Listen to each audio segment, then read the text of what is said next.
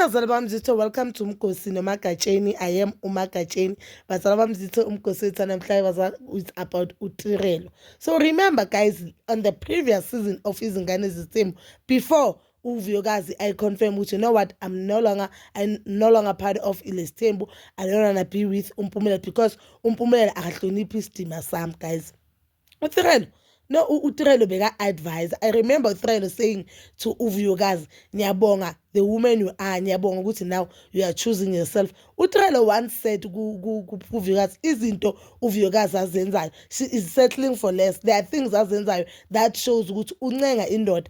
But now guys, on ama-shots esiwabona of the next episode, we've seen ukuthi uTirelo uyaconfirm ukuthi uMpumelelo unokuhlala angawondli ingane, unokujampisa inyanga angawondli ingane. Okay, uthi yena as uTirelo uMpumelelo akamenzeli next. So I wanna know ukuthi sewuyena yini le ayihlelele kuMpumelelo ngaphandle kothando singaliboni, because one, uMpumelelo uhlike uyajola nezinye intombi, uyasho naye ukuthi uTirelo uyasho naye ukuthi uMpumelelo is living the best life eDurban. uMpumelelo akawondli ingane, uMpumelelo akamenzeli next. So yena makayibhekile, she is settling for what? Let's just be honest guys. And it's not like we are saying these things just because we love uVuyokazi or we feel as if uVuyokazi mele abuyane noTirelo. Mina I for one, because I love the personality of uVuyokazi, I feel as if vele uVuyokazi made a good choice ukuyeka uMpumelelo, not because uMpumelelo didn't want to take uVuyokazi as a first wife guys. I've been saying this. I felt as if uTirelo udelela uVuyokazi just because uMpumelelo lendoda yabo yiyo le emnika isikhathi sokuthi adele uVuyokazi, because there's no way ukuthi umuntu angathi afika manje empilweni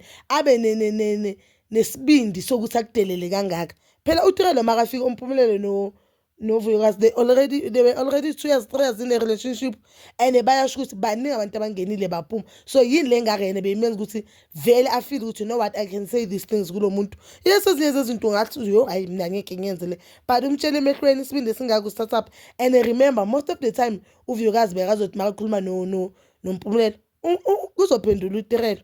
I remember so well, ngimkhumbula kahle athi yena ezinye zezinto ezenza uVuyokazi yena ngeke azazenza. But now uhleli nendoda introduce ama girlfriend every day. Uhleli nendoda enga okay ke leyo uzothi yena uya-understand i-structure system, or uya-understand i-vision nendoda yakhe as uMpumelelo hlala asho ukuthi I have a vision. So she also understand the vision of indoda engekondla ingane yakhe eyi-1. Mama siba nengane eziyi-2 or eziyi-3 izaba kwenzakalani because uMpumelelo indoda efuna abanye abantwana. Kuzoyenzakalani makasahlula usingabakho ayi-1, makasahlula uye asahlula kuyo asese ijoko la kamama yakhe nobaba yakhe, ahlule nje ukuthi amthumelele leyo mali leyo ukuthi, you know what, nayi 500 yenza inzipho ke naleyo Snoopy. So mama sebahlala boyi-2 kuzoyenzakalani? So yena uhleli nendoda ayazi ukuthi deep down this man ithi izongishada niyohlala ekhaya kubo, enhle kibo babakhe or kibo gogo wakhe eMzumbe, bese yena uzohamba ayohlala eDurban, uzoza ngokungivakashela. You get me? Yiyo indoda ke leyo afuna ukuhlala naye. But bazali bami zitho, please do comment down below your thoughts as mjudge uTirelo, and please don't forget to like, subscribe, share and hit that notification button. Nginethanda ukuya nokubuya.